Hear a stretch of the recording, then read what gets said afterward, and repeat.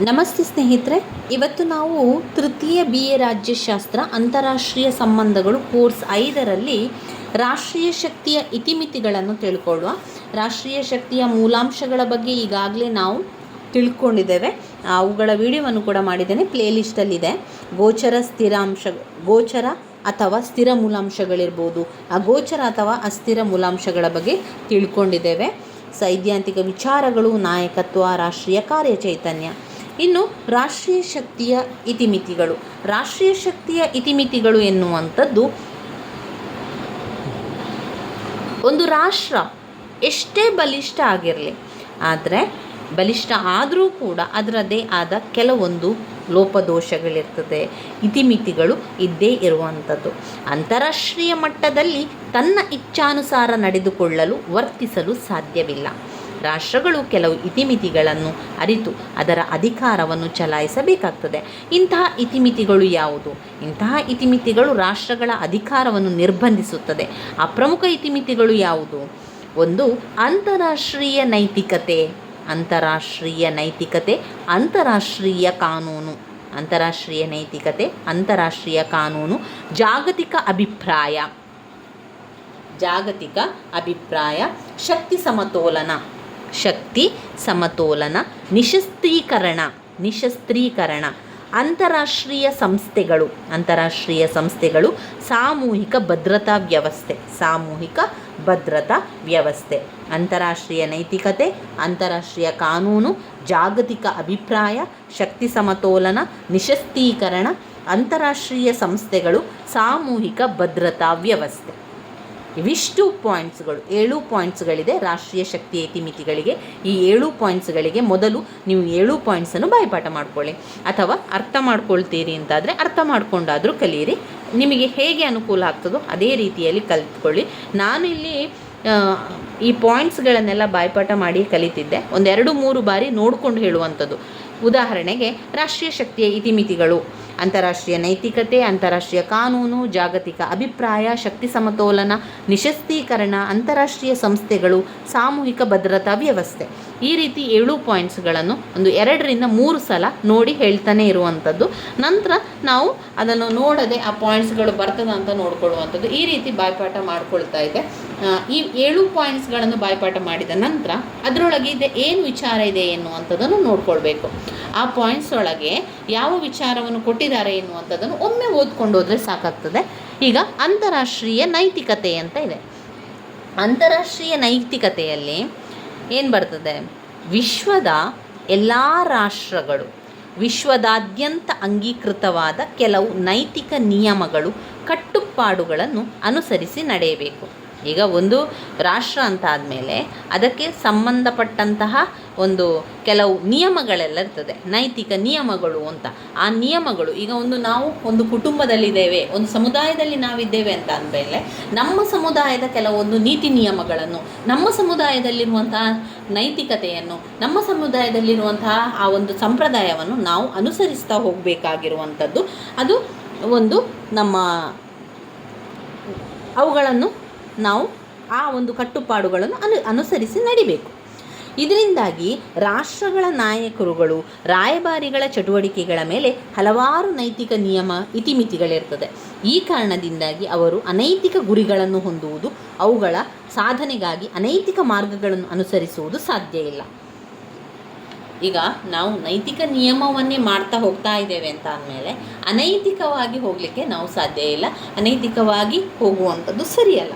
ನೈತಿಕವಾಗಿ ಆ ನೈತಿಕ ನಿಯಮಗಳನ್ನು ಪಾಲಿಸ್ತಾ ಹೋಗಬೇಕು ಎನ್ನುವಂಥದ್ದು ಅದರ ಇತಿಮಿತಿಗಳು. ರಾಷ್ಟ್ರೀಯ ಶಕ್ತಿಯ ಇತಿಮಿತಿಗಳು ಏನು ಅಂತ ಹೇಳಿದರೆ, ಅಂತಾರಾಷ್ಟ್ರೀಯ ನೈತಿಕತೆ ಅದರ ಒಂದು ಇತಿಮಿತಿ. ಅದನ್ನು ಅನೈತಿಕ ರೀತಿಯಲ್ಲಿ ಹೋಗಲಿಕ್ಕೆ ಅದು ಸಾಧ್ಯ ಇಲ್ಲ ಅಂತ ಹೇಳುವಂಥದ್ದು, ಅನುಸರಿಸುವುದು ಸಾಧ್ಯವಿಲ್ಲ.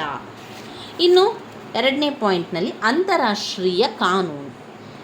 ರಾಷ್ಟ್ರೀಯ ಶಕ್ತಿಯ ಮೇಲೆ ಇರುವಂತಹ ಮತ್ತೊಂದು ಮಿತಿ ಅಂತ ಹೇಳಿದರೆ ಅದು ಕಾನೂನು, ಅಂತಾರಾಷ್ಟ್ರೀಯ ಕಾನೂನು. ಅಂತಾರಾಷ್ಟ್ರೀಯ ಸಮುದಾಯದಲ್ಲಿ ರಾಜ್ಯಗಳ ಚಟುವಟಿಕೆಗಳನ್ನು ನಿಯಂತ್ರಿಸಲು ಇರುವ ಕಾನೂನೇ ಅಂತಾರಾಷ್ಟ್ರೀಯ ಕಾನೂನು. ಇಂದು ವಿಶ್ವದ ರಾಷ್ಟ್ರಗಳು ಅನೇಕ ವಿಧವಾದ ಧ್ಯೇಯಗಳನ್ನು ಹೊಂದಿ ಅವುಗಳನ್ನು ಶಕ್ತಿಯ ಮೂಲಕ ಸಾಧಿಸಿಕೊಳ್ಳಲು ಪ್ರಯತ್ನಿಸುತ್ತದೆ. ಜಾಗತಿಕ ಅಭಿಪ್ರಾಯ. ಒಂದು ರಾಷ್ಟ್ರವು ತನ್ನ ರಾಷ್ಟ್ರೀಯ ಶಕ್ತಿಯನ್ನು ಬಳಸಿಕೊಳ್ಳುವಾಗ ವಿಶ್ವ ಅಭಿಪ್ರಾಯಕ್ಕೆ ಮನ್ನಣೆಯನ್ನು ಕೊಡಬೇಕಾಗುತ್ತದೆ. ರಾಷ್ಟ್ರವು ತನ್ನಲ್ಲಿರುವ ಶಕ್ತಿಯನ್ನು ಜಾಗತಿಕ ಅಭಿಪ್ರಾಯಕ್ಕೆ ವಿರುದ್ಧವಾಗಿ ತನ್ನ ಸ್ವಾರ್ಥ ಸಾಧನೆಗಾಗಿ ಬಳಸಿಕೊಳ್ಳಲಾರದು.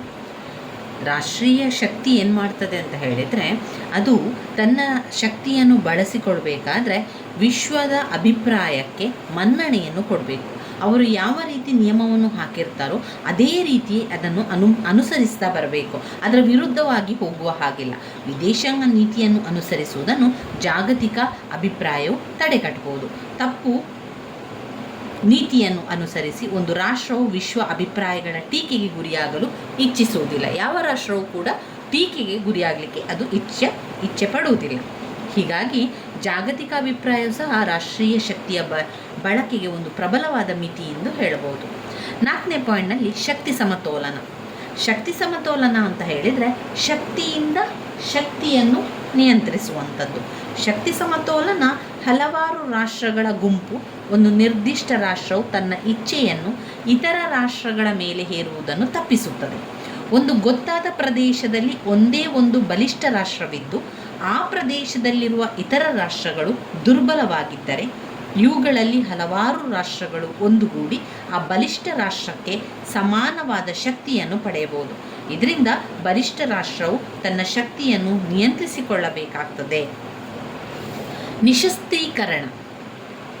ಪರಮಾಣು ಅಣ್ವಸ್ತ್ರಗಳ ತಯಾರಿಕೆಯನ್ನು, ಈ ಅಸ್ತ್ರಗಳನ್ನೆಲ್ಲ ತಯಾರಿಕೆ ಮಾಡಲಿಕ್ಕೆ ತಡೆಯಲು, ಅವುಗಳ ಬಳಕೆಯನ್ನು ನಿಯಂತ್ರಿಸಲು ನಡೆಯುತ್ತಿರುವ ಪ್ರಯತ್ನಗಳು ರಾಷ್ಟ್ರೀಯ ಶಕ್ತಿಯನ್ನು ನಿರ್ಬಂಧಿಸುತ್ತದೆ.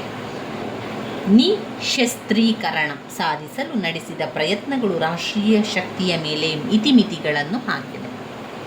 6ನೇ ಪಾಯಿಂಟ್ನಲ್ಲಿ ಅಂತಾರಾಷ್ಟ್ರೀಯ ಸಂಸ್ಥೆಗಳು. ಅಂತಾರಾಷ್ಟ್ರೀಯ ಸಂಸ್ಥೆಗಳು ವಿಶ್ವಶಾಂತಿ ಮತ್ತು ಭದ್ರತೆಯನ್ನು ಸ್ಥಾಪಿಸುವ ಗುರಿಯನ್ನು ಹೊಂದಿ ಅಸ್ತಿತ್ವಕ್ಕೆ ಬಂದಿರುವ ವಿಶ್ವಸಂಸ್ಥೆ ಮತ್ತು ಹಲವಾರು ಅಂತಾರಾಷ್ಟ್ರೀಯ ಸಂಸ್ಥೆಗಳು ರಾಷ್ಟ್ರಗಳ ಶಕ್ತಿಯ ಮೇಲೆ ಮಿತಿಗಳನ್ನು ಹಾಕುತ್ತದೆ.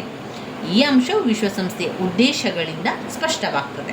ವಿಶ್ವಶಾಂತಿಯನ್ನು ಕಾಪಾಡುವುದು, ಆ ಉದ್ದೇಶಕ್ಕಾಗಿ ಶಾಂತಿಯ ವಿರುದ್ಧದ ಬೆದರಿಕೆಗಳನ್ನು ತಡೆಗಟ್ಟುವುದಕ್ಕಾಗಿ, ನಿವಾರಿಸುವುದಕ್ಕಾಗಿ ದುರಾಕ್ರಮಣದ ಕೃತ್ಯಗಳನ್ನು ಮತ್ತು ವಿಶ್ವಶಾಂತಿ ಇತರೆ ಪೂರಕಗಳ ವಿರುದ್ಧದ ಕೃತ್ಯಗಳನ್ನು ನಿಗ್ರಹಿಸಲು ಪರಿಣಾಮಕಾರಿ ಸಾಮೂಹಿಕ ಕ್ರಮಗಳನ್ನು ಕೈಗೊಳ್ಳುವುದು. 7ನೇ ಪಾಯಿಂಟ್ ಸಾಮೂಹಿಕ ಭದ್ರತಾ ವ್ಯವಸ್ಥೆ. ಸಾಮೂಹಿಕ ಭದ್ರತೆಯು ರಾಷ್ಟ್ರೀಯ ಶಕ್ತಿಯ ಮೇಲಿನ ಮತ್ತೊಂದು ನಿಯಂತ್ರಣವಾಗಿದೆ. ತಮ್ಮ ರಾಜಕೀಯ ಸ್ವಾತಂತ್ರ್ಯ ಹಾಗೂ ಶಾಂತಿಗೆ ಅಪಾಯ ತರುವಂತಹ ರಾಷ್ಟ್ರಗಳನ್ನು ತಡೆಯಲು ಸಂಬಂಧಪಟ್ಟ ರಾಷ್ಟ್ರಗಳು ಮಾಡಿಕೊಳ್ಳುವಂತಹ ಭದ್ರತಾ ವ್ಯವಸ್ಥೆಯೇ ಸಾಮೂಹಿಕ ಭದ್ರತಾ ವ್ಯವಸ್ಥೆ. ಯಾವುದೇ ರಾಷ್ಟ್ರ ಇತರ ರಾಷ್ಟ್ರಗಳ ವಿರುದ್ಧ ದಾಳಿ ಮಾಡಿದರೆ ಇತರೆ ರಾಷ್ಟ್ರಗಳು ಒಗ್ಗಟ್ಟಾಗಿ ಏಕತೆಯಿಂದ ಮರು ದಾಳಿ ನಡೆಸಿ ತಮ್ಮ ಹಿತಾಸಕ್ತಿಗಳನ್ನು ರಕ್ಷಿಸಿಕೊಳ್ಳುತ್ತದೆ. ಸಾಮೂಹಿಕ ಭದ್ರತೆಯು ಒಬ್ಬನು ಎಲ್ಲರಿಗಾಗಿ ಮತ್ತು ಎಲ್ಲರೂ ಒಬ್ಬನಿಗಾಗಿ ಎನ್ನುವ ಸರಳ ತತ್ವವನ್ನು ಅವಲಂಬಿಸಿದೆ. ಇಲ್ಲಿ ಸಾಮೂಹಿಕ ಭದ್ರತಾ ವ್ಯವಸ್ಥೆಯನ್ನು ಮಾಡುವಂಥದ್ದನ್ನು ಇಲ್ಲಿ ಇತಿಮಿತಿಗಳಾಗಿ ಇರುವಂಥದ್ದು ಕಾಣಬಹುದು.